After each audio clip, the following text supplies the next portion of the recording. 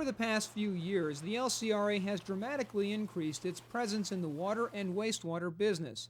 Today, LCRA facilities provide 100,000 people with wastewater services, and another 7,000 people receive their treated drinking water from LCRA-owned facilities. In recent months, the LCRA had pursued the purchase of a system along Barton Creek in western Travis County. But just as the LCRA was preparing to close on the purchase of the Barton Creek Properties water system, the deal collapsed at the last minute. Well, we were in the final throes of the negotiation of the contract, and an issue came up that really had not been an issue before. At least we didn't realize it was a significant issue. And that was who was going to call the shot on what the water quality coming out of that wastewater treatment plant was finally going to be. Was it going to be us who were going to own the treatment plant and be liable for the permit, or was it going to be Barton Creek Properties? And they felt very strongly that they needed to have the absolute right to determine what quality was going to come out of that plant. We felt like that we needed to have the absolute right to make that determination, and we just could not agree. Despite the setback, Beal says LCRA's mission within WaterCo remains unchanged. What we're offering to this region is more cost-effective water and wastewater treatment services. We're offering the ability to bring a large-scale operation and large-scale capabilities to small towns that otherwise would not have that capability. So it is being recognized as something that's positive.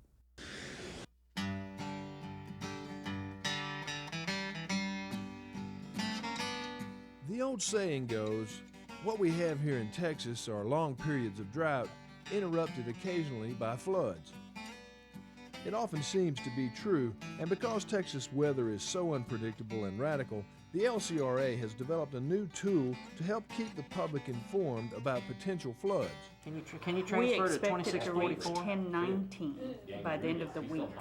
This is the Emergency Operations Center, or War Room, which doubles as the General Manager's conference room during quieter times. In February and March, when lake levels started to rise and floodgates were opened on LCRA dams, volunteers were brought in to man the phones, answering more than 1,500 calls in 1 week, with 1,500 more going to the recorded lake information line. And so we've added this large wall-sized map back here that shows all of LCRA's service territory and also the whole drainage basin for the Colorado River. And it shows stream gauge readings and rain gauge readings by the lights that you see back there, those red and green lights. And those each correspond then to a rain gauge on our stream flow monitors, which are located next to it. Another great feature is that we're able to get up-to-the-minute dam readings from our Highland Lakes dams so that we can inform the public how high the water is, especially on the Highland Lakes. And in the last 2 flood events that we've had, both in October and now, those are the things that people want to know immediately. How high is Lake Travis going to go? LCRA's meteorology and hydrology departments gather the information from the field and interpret just how it will affect the streams, creeks, and lakes in the Colorado River watershed. They then pass the information on to the War Room, public, and the news media. The hydromet is out there sitting on the riverbanks or on top of the hills where the rain gauge is just cranking away. And we've got it coming back every 30 minutes right now. And it's doing its job, sending information into our computers upstairs. And we process that information and send it down here in an easily legible format on a real-time basis. As soon as we get it, we send it right down on these screens, and these folks down here have it. And you know, that information is invaluable because that's the information folks are looking for when they call in. They're looking to see what the river's doing right now, and they're looking to see what the lake's doing right now.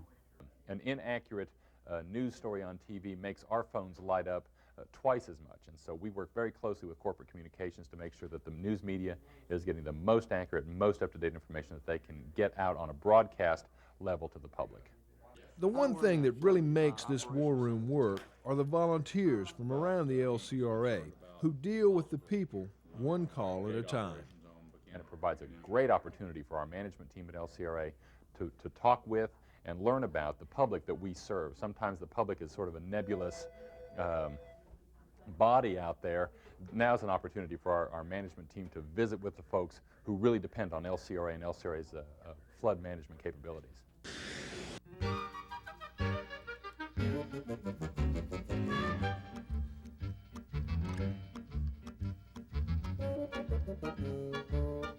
Well, how you folks doing today? I'm here in Austin, Texas on the shores of Town Lake.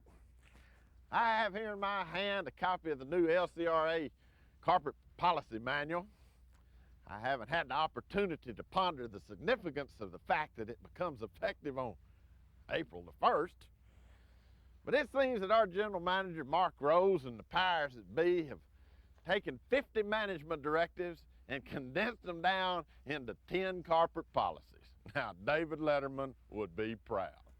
That is kind of ironic that there was 10 of them. Now, I was kind of surprised they didn't come to us chiseled in stone. Our General Manager, Mark Rose, said in the preface that in a perfect world, we wouldn't even need a carpet policy manual.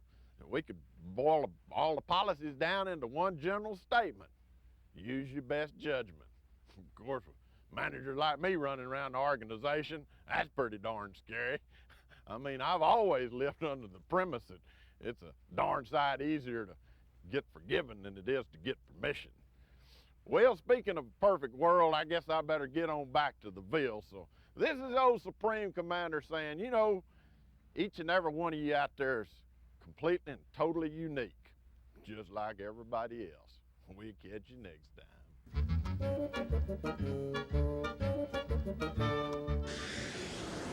We will start on the downwind side and light right off the fire line and bring the perimeter around. Tim Schumann and his crew from LCRA's Land and Environmental Department, FPP, and Cooper Farm are making final preparations after weeks of planning for this controlled burn at Baylor Creek near the Fayette Power Project. When humidity and wind conditions are just right, crews fan out with drip torches filled with a mixture of diesel fuel and gasoline, and the fire is on. Safety, as always, is the first priority in an operation like this, so crews use the buddy system to watch out for each other. They're all in radio contact, and they have water tankers standing by just in case. This burning process helps revitalize the area by recycling nutrients to the soil and increasing growth of native grasses, while helping to control the cedar, dewberry vines, and yaupon trees. Schumann organized burns earlier this year at West Cave Preserve and at Camp Creek near Marble Falls. This burn at Baylor Creek will be the last this year before spring hits. The LCRA prides itself on being an environmentally sensitive organization, and so it's important for the agency to practice what it preaches, and that's certainly the case when it comes to non-point source pollution. In 1993, when the General Office Complex was built, state-of-the-art water detention ponds were built to hold the stormwater runoff. And now those ponds are attracting attention from other environmentalists from all over the country. 250 people were in Austin recently to attend the second annual conference on non-point source pollution, which was co-sponsored by the LCRA and the Environmental Protection Agency.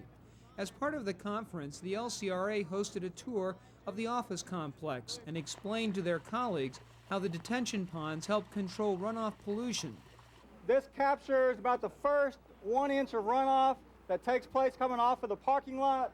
The Environmental Protection Agency helped fund the construction of the ponds and is hoping that other companies will emulate what the LCRA has done. I think LCRA is one of the leaders in the non-point source area. They've done a very good job in being examples in preventing polluted runoff, and they're doing that here at their agency here with the building. One of the things that I'm impressed with is that they want to use this as a teaching facility to show land developers and anyone that might be involved in some type of urban development proper management techniques that will help prevent polluted runoff.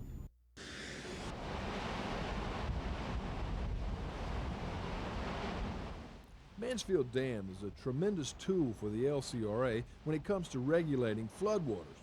But on this day, the dam is also being used for a different purpose. It doesn't matter if it's 15 feet or 300 feet like what we're fixing to go off of. This is the most dangerous thing we will do. When accidents occur, it's because of not one catastrophic failure, but a series of little failures that lead to a catastrophic event. The LCRA Rangers are conducting this training session in high-angle rescue techniques for members of the Austin Park Police, Travis County EMS, and the Hudson Bend Volunteer Fire Department. The idea is for all of these different departments to know each other and know the same rescue techniques. Since the dam was closed to traffic, this became probably one of the safest places to train for high-angle rescue work. When we trained at locations like the Loop 360 bridge area, there's always a hazard of falling rocks, and the fewer hazards we can train with, the better. A lot of the rescue type folks in the public safety arena have been injured during training exercises. We do a lot of training, and it's become a kind of a problem, so we're trying to train as safely as possible. Bye. We did earlier. We had an incident 2 years ago. A girl fell off over on the Oasis Bluff area of the basin at Lake Travis, and it took 7 hours and about 45 rescuers to finally get her rescued. So we realized the need at that time for better coordination and training and equipment. That's what you need to keep your eyes on when you're down there. Michael Kane is the new training officer for the LCRA Rangers. He's an expert in special operations such as vertical rescue, swift water rescue, confined space, and helicopter rescue. All of these techniques have special significance in the Highland Lakes area. We're seeing a lot more people utilize the parks, and some of them are very unaware of the type of terrain they're getting into, so they're not equipped, both mentally, physically, equipment-wise. You come out here with a pair of thongs, and you try to scale some of the rocks and some of the terrain out here, you can find yourself in real trouble. And that really goes for all the Highland Lakes. The terrain is very rugged, and with the weather changes that can occur, you can find yourself in real trouble real fast. So that's what we're really seeing here is all of us coming together, all the agencies, the sheriff's departments, the fire departments, the EMS departments, in doing some simple rappels off of Mansfield Dam like what you're seeing here today. Just lets us kind of formulate a plan as to how we're going to attack these situations, and we get to work together and communicate together so that we're on the same sheet of music.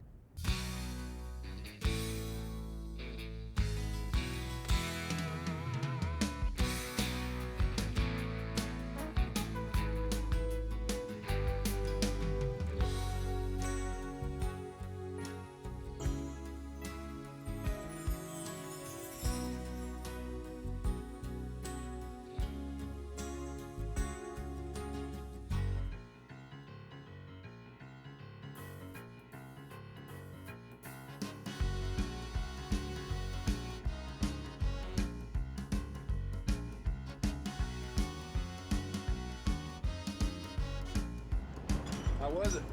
It's fun, a little bit stiff getting started, but it's great.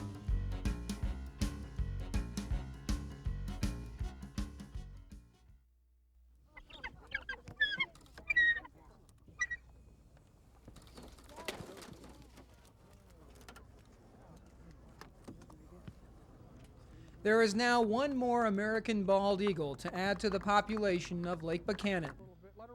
The 11-pound bird was rescued by ranchers over a year ago after it had been injured in a windstorm. The San Antonio organization Last Chance Forever rehabilitated the eagle and then chose Lake Buchanan's Canyon of the Eagles Park to release it.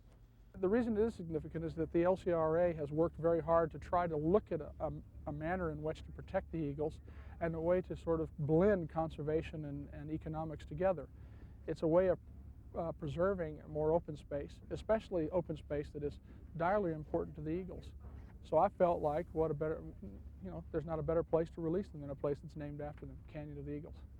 We've been filming the eagles on Lake Buchanan for more than 10 years, and every time it brings chills to see one in flight. We hope it does the same for you. We are the place between the sun and the moon, where the lightning flash and the thunderbolt, where the Creator made us and put us.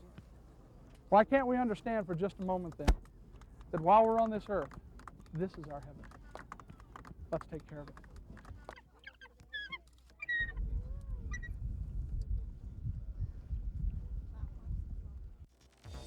In the current issue of the LCRA News, read about the overhaul of Unit 2 at the Fayette Power Project and find out about all the bills being considered by the Texas legislature that could have an impact on the LCRA. For information about the best places to view wildflowers in Central Texas, call the Texas Department of Transportation at 800-452-9292 or the Wildflower Research Center at 512-832-4059.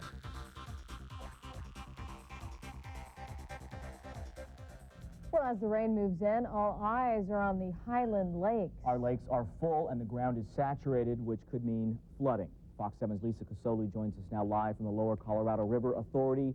Lisa, these are the folks who are trying to manage all this extra water.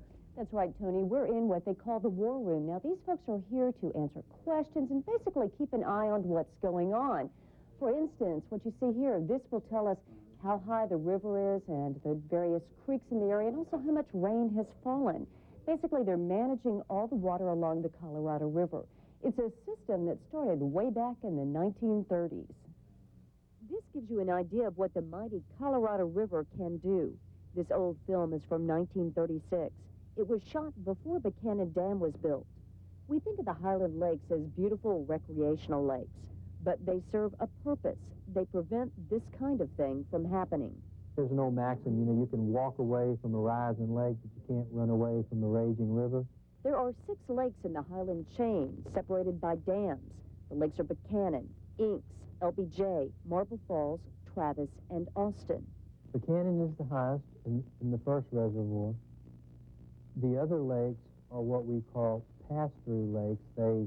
They have no storage capability whatsoever. They're not constant level, but they're almost always full.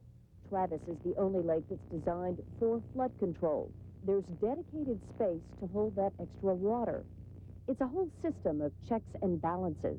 Without this system right now, we would have flooded portions of downtown Austin now, probably about 3 or 4 times already this year. That's for flood information. How may I help you? Right now, the folks here are in a holding pattern. They're waiting to see how much rain we get and when it will fall. That will determine if and when they'll release more water from Mansfield Dam at Lake Travis. Now, this is Mansfield Dam, and as you can see here, this is Lake Austin, and here's Austin. The concern right now is that if they get heavy rains way down on this end, they could, if they release water from Mansfield Dam, they could create a flood down in this part of the Colorado River. Now, they'll be watching that, and of course, people in the floodplains need to be alert that there is the possibility of flooding. Of course, these folks will be here on through the night to answer any questions. Tony and Paige. All right, and boy, have they been busy. All right, Lisa, thanks. Preparation is the key, so if you have any more questions about possible flooding or lake levels in the area, you can call the LCRA at 473-3200. Once again, 473-3200.